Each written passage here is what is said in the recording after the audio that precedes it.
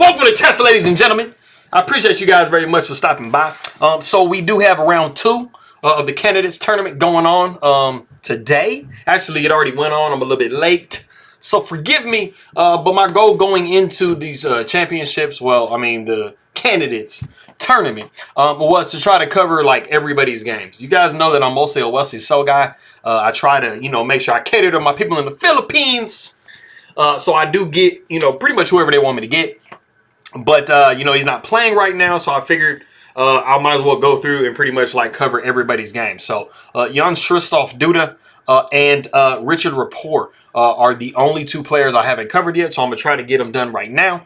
So this is the game, Jan-Krzysztof Duda versus Liren. It's a pretty nice game, has some good ideas in it. But as always, my people that are coming from the Philippines, I would say mabuhay, magandang umaga to you. I appreciate you guys very much for stopping by. Anybody who is coming from Poland, I will say cześć and dziękuję. I appreciate you guys very much for stopping by. Anybody who is coming from China, I would say ni hao and shishini. I appreciate you guys very much. But if you guys are ready to go, I think you guys are ready, right? Yeah, for sure. Let's go. So we do click that. Let me get, so we got e4, we got e5, knight comes to f3, we got knight to c6, bishop to c4, knight to f6. We do see d3, bishop to c5, we got c3, and we have the Giuoco Pianissimo position, which is Italian for quiet game, a very quiet game. But as you guys know, I mean, almost like, and probably 85–90% of the times, these games are decisive. We do have the move d6. We got castles by white, castles by black. We do see a rook over to e1. Now, I mean, you guys that are familiar with this opening, you guys know that there's a lot of maneuvering that, that goes on and stuff like that in these types of openings. The position is very close in the center. So we're just working on trying to like optimize our pieces as best as possible.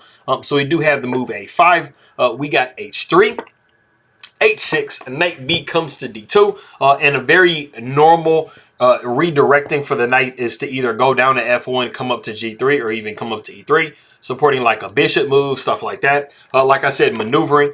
So we do see bishop to e6. You got a decision to make. I mean, do you capture on e6 and allow this pawn capture, and then you have black pretty much controlling like every square in the center of the board, or do you go ahead and move it? And so we do see the move bishop to b5. Queen goes over to b8. This is a really interesting like move. At the highest level, they've seen this literally all the time. But I mean, to my eye, I mean, that's like, that's a crazy queen shift over. Like I said, we do see knight to f1. We got queen over to a7. We do see rook up to e2. And I'm going to be 100% honest with you. I'm honestly not sure what rook to e2 is. It's not a rook lift. It just kind of seems a little bit weird. I mean, you had the ability to go like bishop to e3 here. Like I said before, just developing the bishop. You also had the option of going queen to c2. Just starting to kind of like, develop your pieces here. So rook to e2. I mean, I don't know. I don't really know too much what to say about that. It just kind of is a weird placement of the rook. We do see the move a4, and we're just trying to really prevent like the bishop coming back to a4 or even the queen coming up to a4, because as you guys know, this bishop is undefended on this square, so the queen does have the ability to either come here or come here and attack this this bishop. So we are looking to try to either defend it or to retreat it. So we do see knight to g3. We see queen down to a5, like I said. So we got bishop taking c6, pawn taking c6. And then we do have the move bishop to d2. And this is the novelty of the game. The weird thing about the fact this is a novelty is the fact that we've seen like this queen maneuver like actually very many times before. Queen sliding over and going to a7. The queen being on the square, you don't have your bishop developed. So you're thinking, man, okay, like where am I going to put my bishop? You can put it here. You can put it, really, that's it. Here or here. So, I mean, this is the most active square for it to be on because then, I mean, you have some possible discoveries going on. If you can move this pawn or this pawn and then you're hitting the queen. So, I mean, it just seems super duper logical, but it is the novelty of the game. We do see the bishop dropping back to b6. It wasn't like super crazy, but we did have some d4 possibilities in this position. Kind of like putting a little tempo on this bishop, which it would have retreated anyway, but we do see queen to c2. We see king down to h7. We got c4. you know, discovering an attack on that queen. So now the queen has to figure out where they're going to go. So the queen does come back to a7. We do see bishop to c3. We see knight back to g8. And knight back to g8 or knight back to e8 or knight even back to d7 is usually signaling that we want to play f5. You know, there really aren't a lot of pawn breaks in black's position to go for. You really don't want to push this pawn because this pawn is going to be hanging, of course. So, I mean, you know, this is pretty much like your best bet as far as pawn breaks are concerned. So we do see rook over to d2, and then we do see the move c5. Now, something that you guys might notice when you look at the games of these guys, like the level of these players, even like, you know, titled players just in general, you know, they are really good at like playing prophylactically, which basically is thinking, what is my opponent trying to do? And my move is going to try to shut that down. So playing defensively. So as you can see, you know, white is saying, hey, man, I mean, I could push this pawn up here, you know, especially if you could push this pawn and move this pawn out of the way. You know, you have some pushes with this pawn because you do have an attack on the king on this diagonal. So you are trying to think about what you can get rolling. And so Liren is like basically saying, I'm shutting all that stuff down, son. We're not doing any of that, as you can see with this move c5. So what you notice in these players' games is, you know, they are thinking, what is my opponent trying to do? Is it dangerous? And if it is, I'm trying to, like, you know, get it shut down and taken care of. So we do see rook over to f1. We're just really overprotecting because, I mean, we do kind of have a lot of firepower on this diagonal. Even though right now everything is like super closed up, c6 does have the ability to be played, followed by d5. c6 d5, and so, you know, at some point this diagonal might become open, so we're just making sure that we're all, you know, a-okay. So we do see the move c6, like I was saying.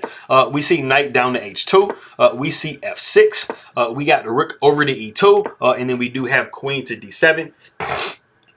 And it shows that black has a considerable advantage. They got about a half a pawn to like maybe 0.6 of a pawn, right?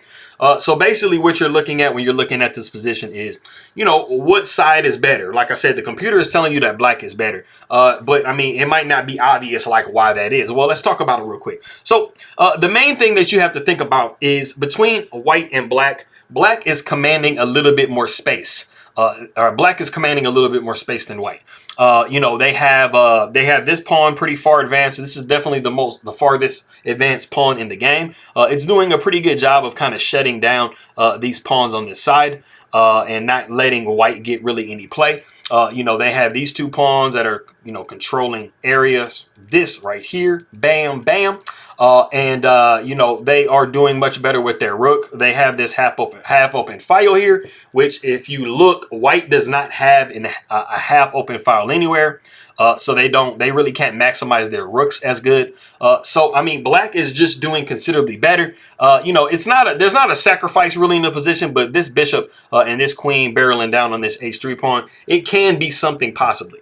You know, we get this knight into the game and stuff like that, start to get some things open, you know, ripping the position open. It might look kind of bad for white. So basically what the computer's telling you is you have a little bit of potential as black, a little bit more than white does. So we get bishop comes down to d2, and we have actually reached a point in the game that if you do want to pause the video and see how black can actually increase, you know, add to the, you know, the potency of their position, go ahead and do so.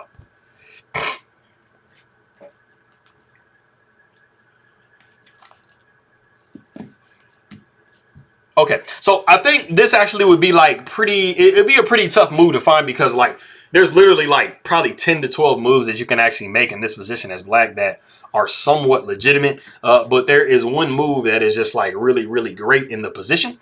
You know, like I said, I mean, black is doing really well. They have their pieces, you know, doing really great things. But the thing that you have to think about when you're playing your games is, okay, I have all of my pieces and stuff like that, like, you know, wherever they're at, you know, and you try to take account of like what pieces are doing what. And, you know, what pieces aren't really being used.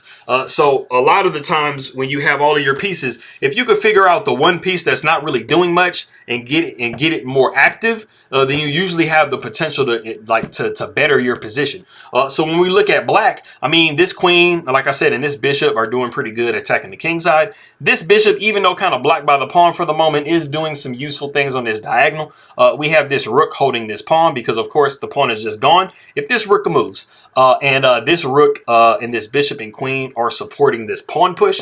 So what piece is not really doing much in black's position at the moment that we can try to improve? And it is this knight. As you can see, this knight is on its back row. It's literally on its starting square. You know, you really want to try to move it somewhere. Of course, it's easy to try to find where the knight can move because it can only go to e7.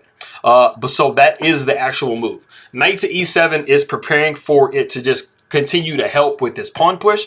It's also looking at trying to come to the g6 square and possibly to the h4 square, you know, just backing up, you know, this sacrifice here on this square. And if this knight is posted here, you definitely have some checkmate possibilities on g2. So if you guess the move knight to e7, then you're pretty gangster, like positionally. And I think that's what made it so hard. Like I said, I mean, you're in a very closed positional position. So, I mean, the moves aren't just like completely obvious, like how you need to try to start maneuvering. But that is definitely what you want to do, is moving knight to e7, getting everything, you know, getting your pieces, you know, maximized a little bit more, or at least getting them off the back rank. So you probably, as white, would see f4, pawn would take, bishop would take, you would see the move d5, supported by this c6 move that we saw earlier. And then the knight would come to f3 and then knight to g6. This knight is beautifully placed and it is attacking this bishop. So, you know, you got to try to think like how you're going to defend it type situation. And like I said, I mean, you got sacrifices possibly coming down here. You got the knight swinging down into h4, stuff like that. Not now with the knight being here, but you see what I mean. You know, black has definitely some potential for some things to start going wrong. And if white doesn't play correctly, they definitely have some, you know, some issues to work out. So this is definitely what would have been really nice to see Liren do, but he did not do that. After we saw the move bishop coming to d2, we did see the move g5, which isn't a horrible move. It's not quite what the position fully needed, but you know, you are recognizing at least that white is wanting to play f4.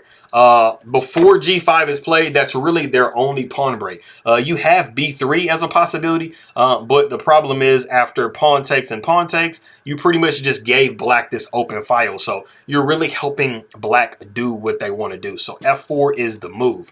So recognizing that, that is why Liren is going at g5 and just literally saying you're not playing f4, bro. You'd have to do some unraveling and push all these pawns in front of your king to start getting things rolling for f4. And that's just really too dangerous. So we see the move rook to b1. We got knight over to e7 now. Not quite as potent. We do see the move b4. Pawn takes b3 or rook takes b3.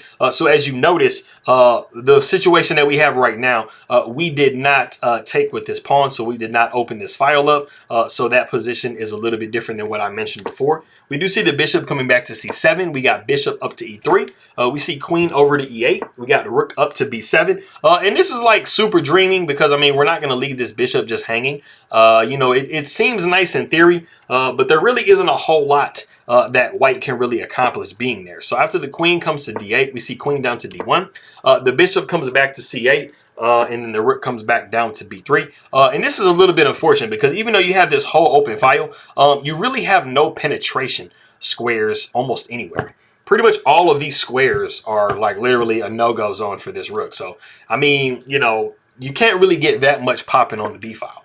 So the queen does come to e8. We see rook e to b2. The queen goes down to g6. We see knight h to f1. We see rook to f7. We see queen to e2. The king goes up to g8. We see the bishop down to d2. We see f5. Pawn takes f5, knight takes f5, knight takes f5, bishop takes f5, and then we do see knight to g3. So just replacing that knight with the other knight. The bishop goes back to c8 because, like I said, we are still trying to make sure that we hold that file down. And that's something you want to think about, too, in your games. You know, if you're playing against, like, an open file and these rooks are starting to try to double, or you even have one rook trying to kind of infiltrate, if you could set it up to where you pretty much have, like, no penetration squares, that's something you want to make sure you're trying to think about too, not giving your opponent anywhere to go. So the bishop does come up to e3. We see king down to g7. Knight comes up to h5 with check. The king goes back to g8. We see the knight coming back down to g3. The king comes back to g7. Knight goes back to h5 with check, and then the king goes back to g8. And we have a drawn game by agreement. They had one more move to get a threefold repetition. So that ends up being the game. So like I said, backing up to where we were before, after we saw queen to d7 and bishop down to d2, It would have been very interesting to see if, you know, Liren had put the pressure on Duda in these positions. If Duda would have played this correctly, or if he would have, you know, given Ding Liren the win. So this was definitely his chance to try to like make something of this game and bounce back from yesterday, because you guys know that he did play Jan Nepomniachtchi, and you know, Jan played world champion chess against Ding Liren. So that is that. So I appreciate everybody very much for stopping by. Maraming salamat aking magkaibigan. Jin Koyechi and Shishini for stopping by, and I will see you guys next time.